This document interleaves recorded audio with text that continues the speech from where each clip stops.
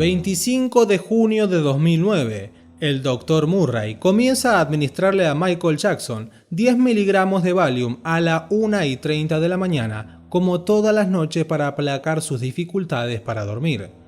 Esos últimos días, el artista había dado un ensayo impecable para su última gira en Londres, que al parecer eso le habría quitado el sueño.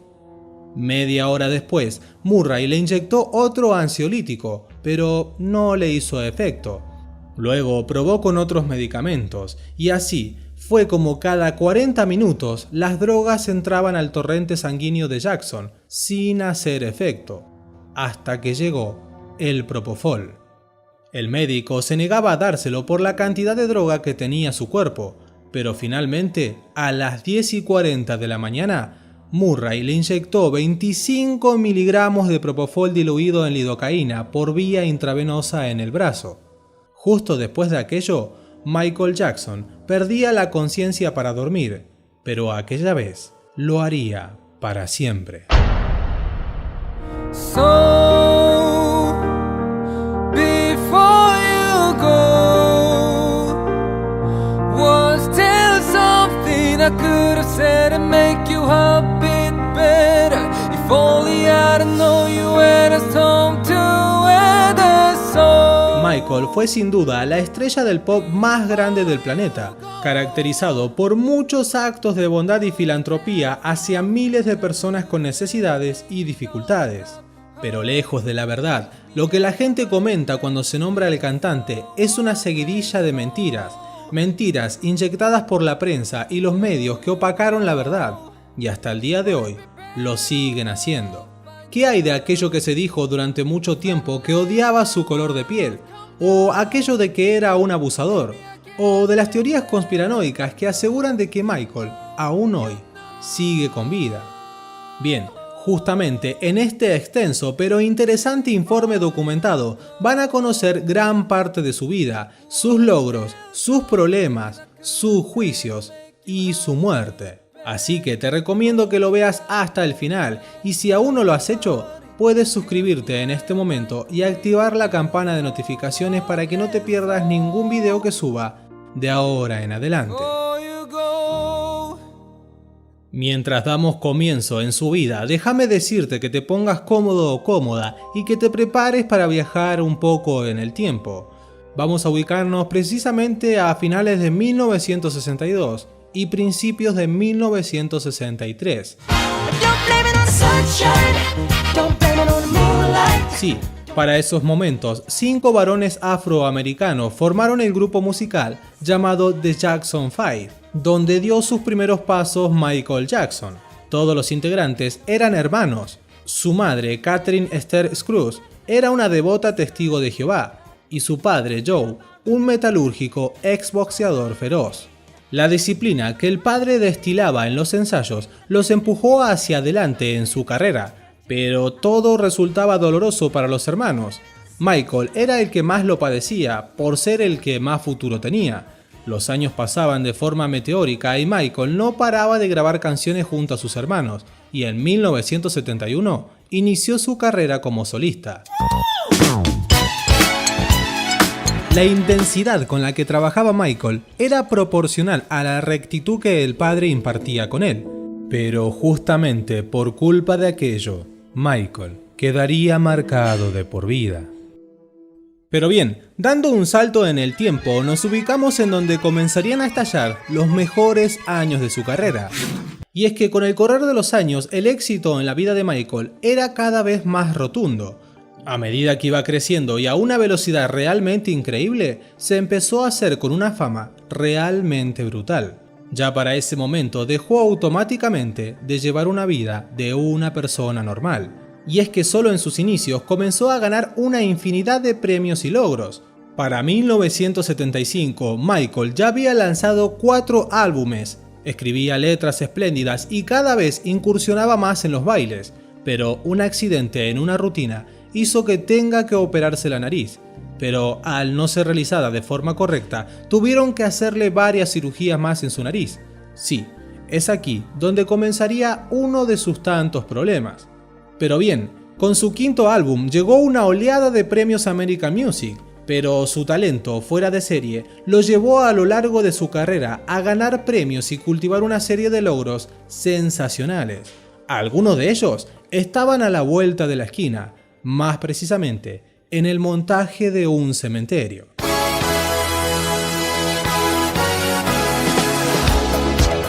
Entrando en uno de los mejores años del rey del pop, nos encontramos con 1982. El éxito venía en forma de álbum, el sexto y más conocido.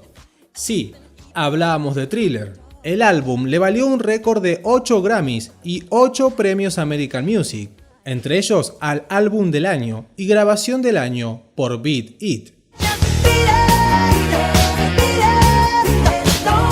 Thriller se convirtió desde ese mismo momento en el álbum más vendido de la historia, vendiendo un estimado de 65 millones de copias. Encabezó varias listas, sumando un total de 7 canciones en el top 10 de Billboard y un sinfín más de galardones. Thriller es también el único álbum que comenzó y terminó estando en el puesto número 1 durante un año entero en los Billboard. Pero una de las particularidades que tuvo el álbum fue realmente el videoclip. Y es que Michael revolucionó totalmente MTV. Mientras los zombies bailaban entre los muertos, el canal de música revivía y escalaba números exorbitantes.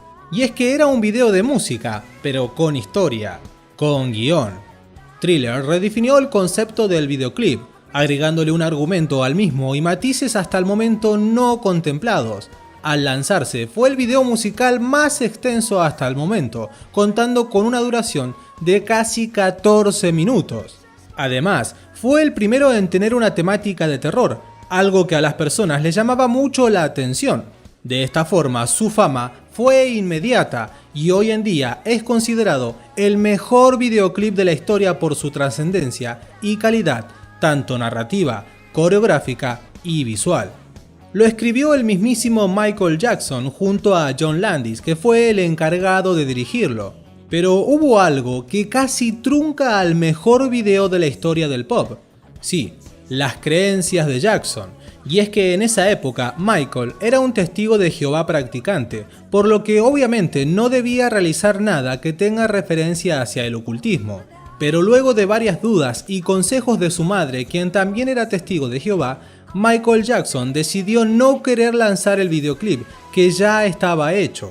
Pero finalmente, su equipo lo terminó convenciendo con la condición de que agregaran un disclaimer al inicio del video donde se afirmara que todo lo que se vería en el video no formaba parte de sus creencias religiosas, y así lo hicieron.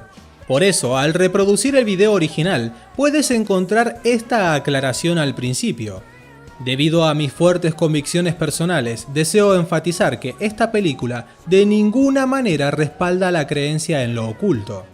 Por otra parte, para ese entonces, Jackson tenía la tasa de regalías más alta en la industria de la música. Sí, $2 por cada álbum vendido.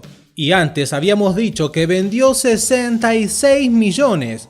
Solo es cuestión de hacer algunas cuentas. Y ya para 1983, apareció aquella vestimenta y baile que marcaría un antes y un después en su carrera. Aquella chaqueta de lentejuelas negras y el guante de diamantes blancos fue el marco que le dio vida a un movimiento que llegó hasta el espacio. Sí, estamos hablando del famoso Moonwalk.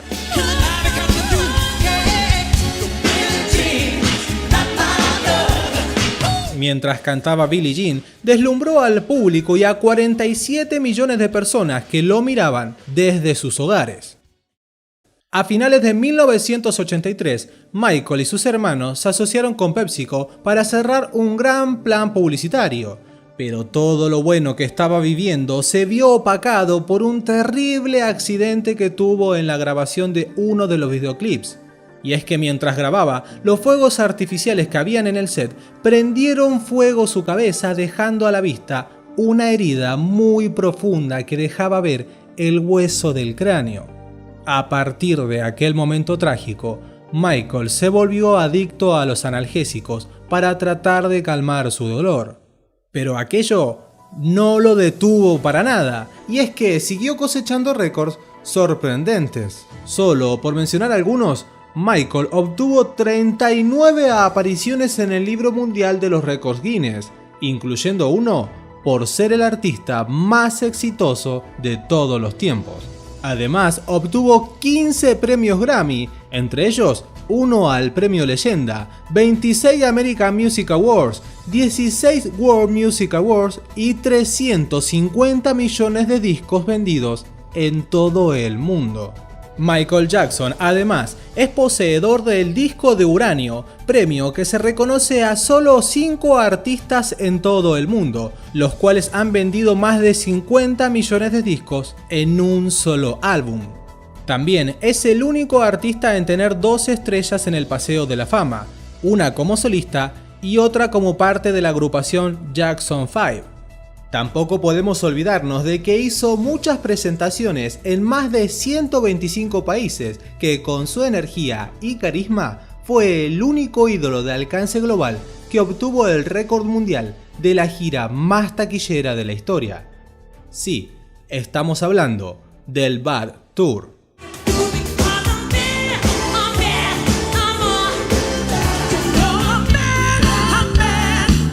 Ya adelantándonos un poco en su historia y resumiendo sus logros, la realidad es que a lo largo de su vida, Michael ha obtenido premios insuperables y récords que hasta el día de hoy nadie ha podido superar. Incluso faltan algunos más. Y es que podría hacer un video entero de horas hablando de todos ellos, ya que lo que el músico ocasionaba con su sola presencia a todos los lugares a donde iba era algo que hasta el momento solo Elvis Presley y los Beatles como grupo lo habían podido generar. Básicamente, el frenesí que generaba Michael en sus conciertos era algo fuera de lo común.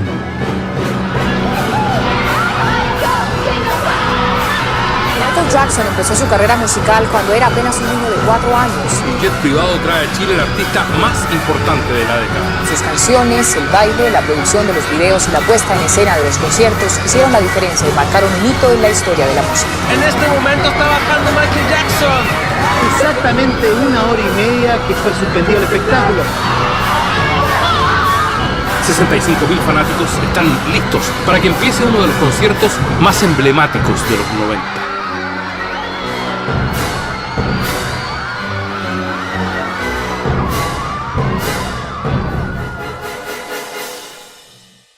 Pero bien, ¿recuerdas que hace unos momentos hablamos sobre la elección de Michael sobre utilizar guantes blancos en sus manos? Bueno, aquello se debía por comentarios del propio equipo de Michael a que debía ocultar las manchas de su piel. Y es exactamente en esta parte de la historia cuando vamos a desmentir lo que tanto se dijo de él hasta el cansancio. Sí, aquello de que odiaba su color de piel. Y es que por más que quisiese, no hay persona en el mundo que pueda modificarse el color de piel con una cirugía, a lo sumo con tatuajes, pero en este caso sería a la inversa. Lo que el rey del pop tenía era una enfermedad en la piel muy conocida llamada vitíligo, que seguramente conozcas a algún amigo o alguien que la tenga. El vitíligo es lo que sería básicamente una decoloración irregular en la piel. Todo lo contrario sobre el mito que los medios decían de que él quería dejar de ser una persona de color. Fue tan severo el ataque de la enfermedad que tuvo que tratarlo con cremas que aclaraban un poco las zonas oscuras para igualar la pigmentación. Después, el maquillaje hacía lo que tenía que hacer. Sumado a esto, también tenía lupus, sí, una enfermedad que también estaba ligada a problemas en su piel y a algunos órganos.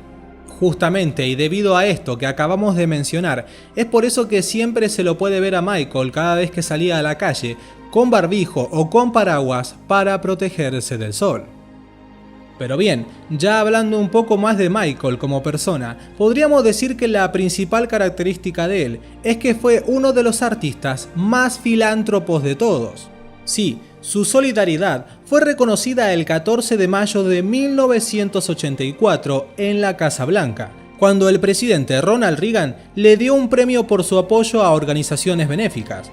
Y ya para 1985 escribió junto a Lionel Richie USA for Africa, una producción musical que contenía el sencillo We Are the World, sumando a grandes estrellas como Stevie Wonder, Diana Ross, Tina Turner, un Bob Dylan un tanto perdido, y el gran Bruce Springsteen.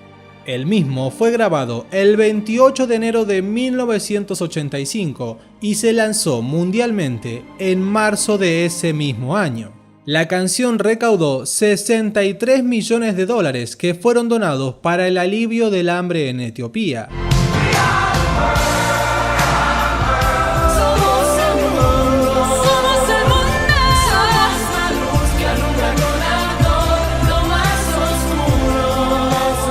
Años más tarde creó la Heal the World Foundation para poder ayudar a través de ella a los niños más desamparados de todo el mundo, víctimas de la violencia, la pobreza y las enfermedades terminales. Sí, Michael llegó a ser el artista que más dinero ha aportado a causas benéficas, ayudando a alrededor de 39 instituciones de caridad y donando más de $300 millones. Además, Michael fue nominado en 2 ocasiones para recibir el Premio Nobel de la Paz y ha obtenido numerosos premios por su humanitarismo, sobre todo por la ayuda comunitaria para los niños con cáncer y otras enfermedades terminales como la fibrosis quística. También lo más significativo fue que ayudó de diferentes maneras, por así decirlo de otra forma, con las letras de sus canciones que concientizaban al mundo.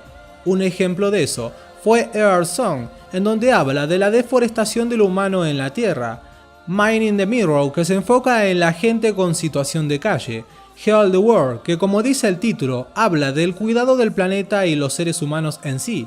Pero una de las más importantes e intensas es sin duda The Don't Care About Us, una canción de protesta y la más controvertida que Jackson compuso, apuntando al trato desigual y abuso de poder por parte de los políticos.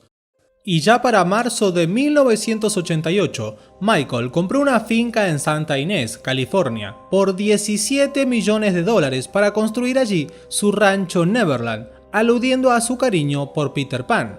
En ella construyó un parque de diversiones, un zoológico y un cine. Además, contrató a 40 personas para que se ocupasen de la seguridad del recinto, lugar donde comenzarían las polémicas más grandes que tendría en su vida.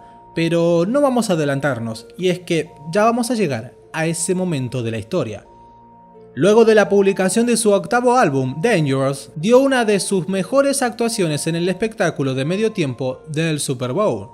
Aquella fue sin duda la segunda presentación más exitosa de Michael Jackson, ya que fue la más vista de la historia, inclusive hasta el día de hoy, ya que mediante transmisión, más de 133 millones de personas lo vieron presentar solo 5 canciones en apenas 15 minutos en aquel inolvidable 31 de enero de 1993. Sí, definitivamente Michael Jackson fue un precursor de lo que hoy en día es la Super Bowl. En el viaje hacia el éxito asegurado se casó con la hija de Elvis Presley, que por cierto tengo un video en este mismo canal hablando sobre la vida y muerte de Elvis, que te invito a ver. Pero bien, retomando, al tiempo tuvo un hijo con Lisa Presley, al que mostró desde su balcón y fue duramente criticado por esto. Y es que como siempre y como verás a lo largo de todo este video, los medios amarillistas fueron los causantes de generar una imagen errónea de él en toda su vida, ya que como te venía contando en aquella ocasión, fueron ellos los que le pedían a Michael que asomara hacia el balcón a su hijo, y fueron ellos mismos los que lo criticaron por hacerlo, acusándolo de que lo quería matar, algo completamente absurdo. Pero bueno, con el tiempo la relación con Lisa Presley no duró y se divorciaron para luego volverse a casar con otra mujer. Ya para ese entonces Michael construyó un imperio con mucho sacrificio y esfuerzo, pero todo pendería de un hilo por hechos y acusaciones muy difíciles de sobrellevar. Neverland fue un gran personaje en esta historia. Si bien el rancho tuvo episodios de serias dudas y representó muchos problemas legales a lo largo del tiempo, Michael le perdió el cariño cuando la policía entró a la vivienda a realizar un allanamiento. Desde ese momento, la magia de Neverland se había apagado, al igual que algunos de sus seguidores. Pero, ¿qué buscaba la policía? Bien, de esta forma damos paso a contarte la siguiente historia, pero antes quiero que sepas que de acá en adelante puedes que escuches el pitido de censura por el uso de algunas palabras que YouTube no permite usar. Así que bien, damos comienzo a una de las primeras partes más interesantes de la vida de Michael Jackson. Y para eso vamos a hablar de la relación entre el cantante y Jordan Chandler, que comenzó en 1992. Tal fue la amistad que los medios decían que Jackson parecía un miembro más de la familia Chandler. Pero el problema comenzó en 1993, cuando ya aparece en escena Evan Chandler, el padre del niño. Y quiero que te acuerdes bien de este nombre, ya que más adelante te revelaré un importante detalle respecto a este caso. Pero bien, como te venía contando, Evan Chandler era un dentista que trabajaba con celebridades, pero también era guionista de cine, cosa que lo llevó a intentar hacer negocios con Michael en la industria del cine para que el cantante invirtiese dinero para un nuevo proyecto de la empresa, The Lost Boys Production. Pero Jackson se niega y Evan comienza a extorsionar a Michael para que atendiese sus llamados. Pero, ¿cuáles eran esas extorsiones? Bueno, justo en el momento que Michael se niega a hacer negocios con él en sus proyectos, de repente ahí se da cuenta de que supuestamente Michael estaba abusando sexualmente de su hijo. Por eso es aquí donde Evan Chandler amenazó a Michael con hacer pública la supuesta evidencia que tenía en contra de Jackson, y habló con su abogado, quien en una grabación que salió en el juicio se puede escuchar cómo claramente Evan le dice que ha buscado al abogado más HDP que podría encontrar y que quiere destruir a Michael por haberlo ignorado. Además agrega que no tiene ningún interés sobre su hijo. Escuchen, por favor. I found. I interviewed several, and I picked the nastiest son of a bitch I could find. Once I make that phone call, this guy is just going to destroy everybody in sight. Any devious, nasty, cruel way that he can do it, and I've given him full authority to do that. It'll be a massacre if I don't get what I want. In fact, Dave, that's what's going to happen. Michael's career will be over. Does that help Jordan? Michael's career will be over. And does that help Jordan? That's irrelevant to me. El 14 de agosto de 1993, Evan asegura que Michael ha abusado de su hijo y le pide $20 millones a cambio de no acudir a la prensa ni a las autoridades. El niño lo niega rotundamente y asegura que su padre solo busca dinero. Y es aquí donde surge la primera de las cuestiones interesantes en este caso, y es que si tú como padre te enteras de que alguien abusó de tu hijo, ¿realmente te reunirías en privado con el maltratador solamente para llevarte un beneficio de todo aquello a cambio de dinero? ¿O acudirías a la justicia para que el maltratador pague como se debe por lo que hizo y no se lo vuelva a hacer a nadie más? Se los dejo para pensar. Pero bien, siguiendo con el caso, hubo algunas idas y vueltas con ofertas para dar por terminada con la mentira de los Chandler, pero Michael finalmente decidió ir por todo. Sí, por el juicio penal para que se demostrase su inocencia. Y es aquí donde también surge otra interrogante que llama mucho la atención. Y es que es para pensarlo, ya que una persona que supuestamente es un abusador, ¿de verdad creen que va a querer ir directamente al juicio penal sabiendo que en caso de fallar en su contra podría perderlo todo e incluso ir a la cárcel? Bueno, Michael lo hacía porque estaba completamente seguro de su inocencia y quería que ésta quede comprobada. Pero bien, a todo esto cabe contar algo muy importante y siniestro en esta historia, y es que Evan consigue la custodia del niño durante 2 semanas, pero no lo devuelve a su madre. Según sus propias fuentes, droga a su hijo con pentotal sódico para hacerle confesar. Para los que no lo conocen, el pentotal sódico es un anestésico muy potente que desinhibe al que lo consume, pero que a su vez le vuelve vulnerable a todo tipo de sugestiones. Por eso, con esta supuesta declaración se redacta una demanda con hechos detallados, pero Michael responde y los demanda a ellos por intento de extorsión. A todo esto, Michael debía seguir de gira, pero las noticias de los medios amarillistas se llevaron toda la atención de la gente y finalmente terminó cancelando lo que quedaba de la gira debido a problemas de salud derivados de las acusaciones. Pero las mentiras y las falsas pruebas dentro del juicio se hacían cada vez más notorias. Y es que entre los detalles de la declaración del niño hubo algo interesante en esta historia. Y es que Jordan había comentado varias descripciones de los genitales de Michael. El más importante era que, según él, aseguró que Michael estaba circuncidado. Por eso aquí Michael acepta y se somete a una terrible humillación para que lo revisen. Las autoridades lo desnudaron y fotografiaron sus genitales. Don't treat me like a criminal, because I am innocent. I have been forced to submit to a dehumanizing and humiliating examination by the Santa Barbara County Sheriff Department and the Los Angeles Police Department earlier this week. They served a search warrant on me which allowed them to view and photograph my body, including my penis, my buttocks, my lower torso, thighs, and any other area that they wanted. Pero al final, ¿saben qué pasó? Sí, no solo no coincidía absolutamente nada en la descripción, sino que Michael no estaba circuncidado. Todos estos detalles luego se confirmarían con los datos de su autopsia. Así que las instancias legales, penales y judiciales se llevaron gran parte del tiempo y el juicio parecía que se estiraría varios años más. Y todo esto estaba afectando enormemente la carrera de Michael. Por eso, al llegar enero de 1994, Michael llegó a un acuerdo monetario de $23 millones con los Chandler para resolver de una vez por todas el asunto. Y ya para septiembre de ese mismo año se dio por concluida la investigación del delito cuando ellos desestimaron toda la denuncia. Curiosamente, esta cifra que Evan le pedía a Michael era la mitad de lo que le había pedido en principio para su proyecto cinematográfico. Luego de aquello, algunas personas afirmaron que con aquel acto Michael los quería callar y era como aceptar su culpabilidad. Pero no.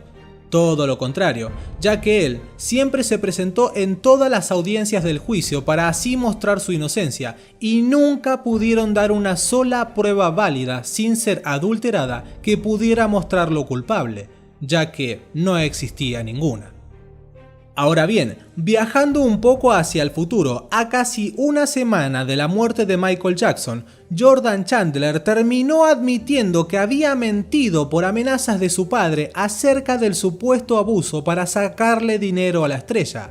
Sí, la denuncia desde el principio fue completamente falsa. Luego de que Michael fuera padre nuevamente, llegaría otra denuncia por abuso sexual del menor Gavin Arvizo, quien dijo sin ningún tipo de mala intención que solía quedarse a dormir en la habitación del cantante sin que a él le molestara. Aquí cabe aclarar que las habitaciones del rancho no eran la de una casa común y corriente, sino que tenían medidas que salían de lo normal. Pero bueno, más allá de eso, la familia del niño, más específicamente su madre, acusó en el año 2003 a Michael Jackson de haber emborrachado y abusado sexualmente de su hijo. Aquí abro paréntesis para destacar algo que se comentó mucho acerca de que Michael en un principio tal vez no hizo bien las cosas. Incluso su familia se lo cuestionó, el hecho de haberle dado dinero a Evan para que aquel juicio se terminara antes de lo debido, ya que desde ese momento activó la viveza, podríamos decir, como se dice en mi país, de los demás padres que también llevaban a sus hijos a Neverland, y a partir de ese momento, algunos comenzaron a ver a Michael como una oportunidad para obtener dinero fácil y sucio, a base de mentiras. Somewhere greed got in there and somebody, I can't quite say, but it has to do with money. It's Michael Jackson, look what we have here, we get money out of this. That's exactly what happened. Pero bien, continuemos. Este caso, a diferencia del otro, tiene varias pruebas y un final inesperado para la madre del menor. Y es que los testimonios, la investigación y las audiencias judiciales arrojaron prueba contra los Arvizo. Sí, básicamente, y como se dice de manera vulgar, escupieron para arriba y les cayó en la cara. Y es que en el juicio se descubrió que la familia tenía un historial negativo por estafar a otros famosos, como Luis Palanker, Jay Leno, Chris Tucker, a los servicios sociales, a empresas de noticias y a grandes almacenes de la zona donde vivían. En otras palabras, buscaban dinero con acciones fraudulentas. Janet Arvizo, la madre del niño, había demandado a los guardias de seguridad de los almacenes J.C. Penney por presuntos abusos sexuales cuando la encontraron robando. ¿Cuál fue el resultado? Consiguió lo que quería, un acuerdo extrajudicial. También en una ocasión había acusado a su ex marido por abusos hacia ella y a sus hijos. Sí, realmente era una mujer imparable. La metodología siempre era la misma. Gavin tenía cáncer y la madre le entrenaba para que dijese lo que ella quería, manipulaban a famosos y conseguían dinero para el tratamiento del niño. Dinero que al final se descubrió en el juicio que se lo terminaban gastando en autos, departamentos y otras cosas de valor.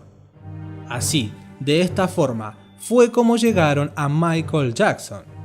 Y aquí cabe destacar algo que muy pocos medios mencionaron, y es que Michael le pagó el tratamiento contra el cáncer al niño. Sí, así como lo oyes, literalmente le dio vida a Gavin porque el tratamiento fue un éxito gracias a él. ¿Y cómo le pagaron? Con la estafa de los abusos. Pero antes de llegar a un juicio largo y costoso, Janet Arvizo, la madre del niño, se puso en contacto con Larry Feldman. Sí, justamente el mismo abogado que consiguió el acuerdo extrajudicial en 1993 con los Chandler. Claramente, para esta altura de la historia, las intenciones de Janet estaban más que claras. ¿Y quieren saber más? Pues bien, en el caso pasaron cosas realmente increíbles, como que cambiaron las fechas de los presuntos abusos varias veces, porque Michael Jackson o estaba de gira o directamente la familia no se encontraba en el rancho del cantante. La fiscalía falsificó pruebas, envió a análisis de huellas revistas eróticas que habían encontrado en Neverland, después de que Gavin las tocase en el interrogatorio, con el fin de probar que Michael enseñaba esas revistas a los niños. Sí, aquello era muy turbio, todo estaba mal encaminado desde el principio, pero lo peor es que por culpa de los medios, la mayoría de la gente hasta el día de hoy se lo cree absolutamente todo. Al fin del caso, todos los testigos hicieron las mismas declaraciones. Los Arvizo eran destructivos, prepotentes y muy asertivos con sus actos. Más allá de la demanda, amenazaron con un cuchillo a una empleada, destrozaron el mobiliario de Neverland y, como si fuera poco, insultaban a otros niños. Finalmente, Michael Jackson claramente fue declarado no culpable de todos los cargos, después de un juicio que más bien pareció una feria de extorsionadores y delincuentes. ¿Pero fue aquel el final de las acusaciones? Lamentablemente, la respuesta es no. En 2019, HBO sacó a la luz el documental Living Neverland, donde se detallan otros supuestos casos de abuso, aparte de la denuncia realizada por Evan Chandler. Pero en las 4 horas de rodaje, lejos de mostrar la verdad, se contradicen los hechos sumados a las mentiras en contra de Michael. Cuando este documental salió, la mayoría de la gente decía que el brillo que había dejado la estrella del pop se apagaría. Y en este caso, también comienzan los detalles escabrosos, y es que por ejemplo, Harvey Weinstein, un magnate de Hollywood, financió este documental para tapar sus problemas legales, como fue el caso de Untouchable, el documental que cuenta sus delitos. Una casualidad, si se podría decir de alguna manera, fue que cuando Wade Robson y James Sifchak no tenían dinero, decidieron contar que habían sido abusados por el artista. Pero al igual que los otros casos, ¿ustedes piensan que fueron a la justicia? Claro que no, fueron en primer lugar a la televisión. Ellos tenían un plan, uno que se parecía mucho a los anteriores, y es que en todos los casos había un solo denominador común. Sí, adivinaste, el dinero. Por eso siguieron adelante con sus declaraciones en público, declaraciones que se contradecían con cosas que ellos habían dicho en el pasado, ya que incluso uno de ellos había defendido fuertemente a Michael en el juicio de 2005. Pero al parecer, ya de grande, parecía como que su memoria se había reseteado, pero quién sabe a causa de qué. Hay que tener en cuenta también que esto lo hicieron porque difamar a un difunto en los Estados Unidos no está penado por la ley. El problema fue que las acusaciones eran falsas. Como para resumir, Living Neverland tiene situaciones inconcebibles, videos cortados de la estrella que decían ser dirigidos a los supuestos abusadores, fechas incoherentes, declaraciones cruzadas, falsos testimonios y además de muchas situaciones extrañas, el poco aporte de pruebas en el caso. Un claro ejemplo es que James Sifchak asegura haber sido abusado entre el año 1988 y 1992, específicamente en la estación de tren de Neverland. Y es aquí donde viene una de sus primeras mentiras, ya que la estación no se construyó hasta comienzos de 1994, o sea, 4 años después. También en el documental aseguran que pasaron el Día de Acción de Gracias de 1988 con Michael en los Estados Unidos y que luego fueron a la casa del cantante que tenía en Haverhurst. Pero aquí está la otra mentira, ya que aquel día Michael estaba de gira por Australia. También daban por hecho que abusó sexualmente de Macaulay Culkin y Brett Barnes. Sin embargo, tanto Macaulay como Brett defienden a Michael hasta el día de hoy. En fin, en todos los casos que se lo intentó incriminar a Michael, siempre se levantó hasta la última piedra en la mansión de Neverland para tratar de culpabilizarlo. Allanaron su casa incluso cuando él estaba de gira, se sometió de manera voluntaria a chequeos como ya mencionamos para demostrar su inocencia y hasta se realizaron algunos de los juicios más millonarios en la historia para encontrar cualquier cosa o detalle que pudiera señalarlo como culpable. Pero jamás hubo algo en su contra. Michael era completamente inocente de todos los cargos, y es que les sorprendería saber los escabrosos detalles que hay detrás de cada acusación que se le hizo.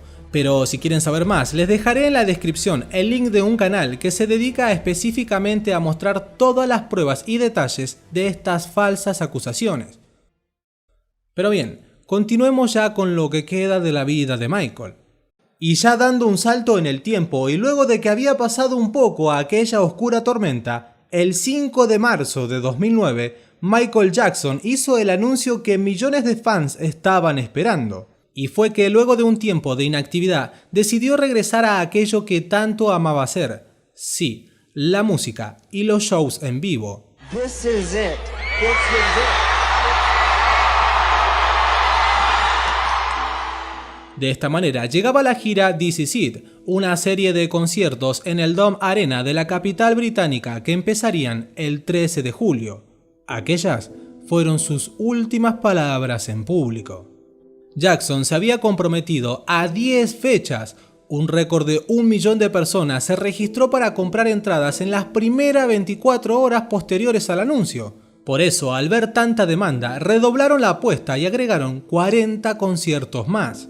El gran regreso era muy importante para el rey del pop, que estaba sumido en la depresión y la soledad, causado por los ataques mediáticos y las falsas acusaciones.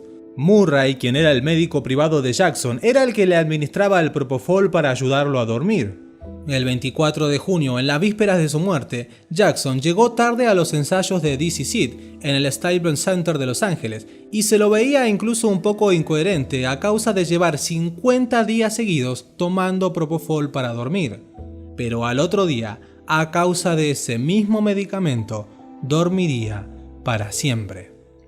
En la mañana del 25 de junio de 2009, Michael Jackson sufrió un paro cardiorrespiratorio en su mansión de Holman Heights. Los médicos de urgencia llegaron al lugar y lo encontraron sin pulso ni respiración. De esta forma, y como indica el protocolo, intentaron reanimarlo y lo trasladaron al Ronald Reagan Medical Center, pero lamentablemente no pudieron hacer mucho. De esta forma, a sus 50 años fue declarado muerto a las 2:26 de la tarde. La última foto que se conoce de él se puede apreciar su delgadez extrema y según las investigaciones, el cuerpo presentaba abundantes cicatrices de intervenciones quirúrgicas. Sus labios, atacados por el vitíligo, habían sido tatuados de color rosa, mientras que sus cejas eran tatuajes negros. El primer informe oficial calificó su muerte como provocada por la combinación de calmantes, en el que el principal sospechoso era su médico, Conrad Murray. El 28 de agosto de 2009, el juez de instrucción del condado de Los Ángeles afirmó que su muerte había sido un homicidio. De esta manera, Conrad Murray fue condenado por homicidio involuntario en 2011 y cumplió una condena de 2 años de prisión. Pero ¿recuerdas que hace unos momentos atrás te mencioné que recordaras el nombre de una persona? Sí, el de Evan Chandler, aquel que había estado firme sobre la falsa acusación a Michael Jackson. ¿Y quieren saber una cosa? Casualmente se quitó la vida luego de enterarse de la muerte de Michael. ¿Casualidad? No lo creo, y es que todo parecería indicar un sentimiento de culpa, pero eso es solo un presentimiento. Me gustaría escuchar tu opinión en la caja de comentarios. Pero bien, La repentina muerte de Michael Jackson provocó un grito desgarrador en todo el mundo. Las calles en torno al hospital quedaron bloqueadas. Los estadounidenses dejaron todo para saber qué era lo que estaba pasando. Incluso muchos fanáticos fueron hasta su casa. Su deceso hizo que Internet colapsara cuando millones de personas intentaron encontrar la verdad en la red. Nadie quería que aquella noticia fuera verdad. Las redes sociales se detonaron y sus múltiples caídas marcaron a la muerte de Michael como un acontecimiento crucial en la historia del Internet. Y ya avanzando un poco en el tiempo, 2 semanas después de la muerte de Michael Jackson, entre homenajes y despedidas, la hermana del rey, LaToya Jackson, salió a hablar y lo primero que dijo fue que su hermano había sido asesinado y que ella sabía quiénes eran los culpables. Ella aseguró que varias personas, sumado a una conspiración, fueron los encargados de haberse llevado a su hermano, y agregó lo siguiente: creo que fue todo por el dinero. Michael valía más de $1.000 millones en activos por derechos de difusión musical, y alguien lo mató por eso. Valía más muerto que vivo. Y lo que decía LaToya no estaba muy lejos de la verdad, ya que después de su muerte, Michael Jackson se convirtió en el artista que más ventas registró en 2009, 8,2 millones de álbumes en Estados Unidos y otros 35 millones en el resto del mundo. Sony, al ver la intensa demanda de los fanáticos, publicó el 12 de octubre un sencillo inédito titulado This Is It, que acompañó el lanzamiento del álbum doble llamado De la misma manera. 2 días después, sin poder parar, estrenaron la película llamada Michael Jackson, This Is It. Y luego, en el 2010, sacan un álbum llamado Michael, con todas canciones nuevas. Y algo que llama poderosamente la atención es que en la tapa del disco, más específicamente en los labios de Michael, se puede leer la palabra Alive. Un mensaje oculto del cual muchos fans interpretaron como que está vivo.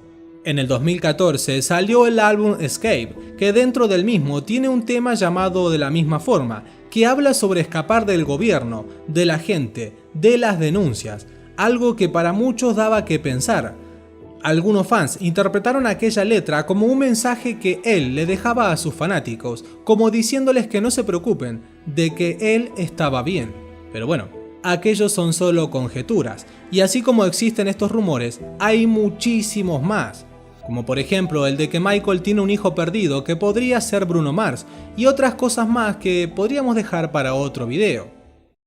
Pero bien, ya estamos finalizando este video y me gustaría como siempre darle un cierre emotivo, sobre todo para la persona que impulsó a muchas generaciones futuras a cumplir sus sueños. Y es que a lo largo de su vida Michael dejó discos eternos. Sus cambios radicales en su cuerpo marcaron sin duda un antes y un después en la estética del pop. Es una de las figuras más copiadas de la historia, además de dejar un amplio legado inmortal en otros músicos. Los bailes lunares e imposibles dejaron su final inesperado con un mal sabor de boca para todos. Cambió la industria musical con las canciones y sus videos que parecían de películas. Era joven y tenía muchísimo para dar. Fue bombardeado por todos los flancos y se mantuvo de pie hasta que ya no lo soportó más. Hoy la leyenda sigue firme, aunque traten de defenestrarla con documentales amarillistas y declaraciones sin sentido. A tantos años de su partida, es bueno recordarlo como lo que es. Sí, el rey del pop. The story of my life, I give her hope, I spend her love until she's broke inside. The story of my life. Pero bien, hasta acá el video de hoy. Pero antes de que te vayas, te recomiendo estos 2 videos donde verás casos también muy interesantes. Y nuevamente te invito a que te suscribas y actives la campana de notificaciones si te gustan los videos de crímenes, misterios o curiosidades, para que seas la primera persona que se entere cuando esté subiendo un nuevo video. Y bien, mi nombre es Gabriel Navarrete, esto fue Grandes Misterios, nos vemos en un próximo video. ¡Chao!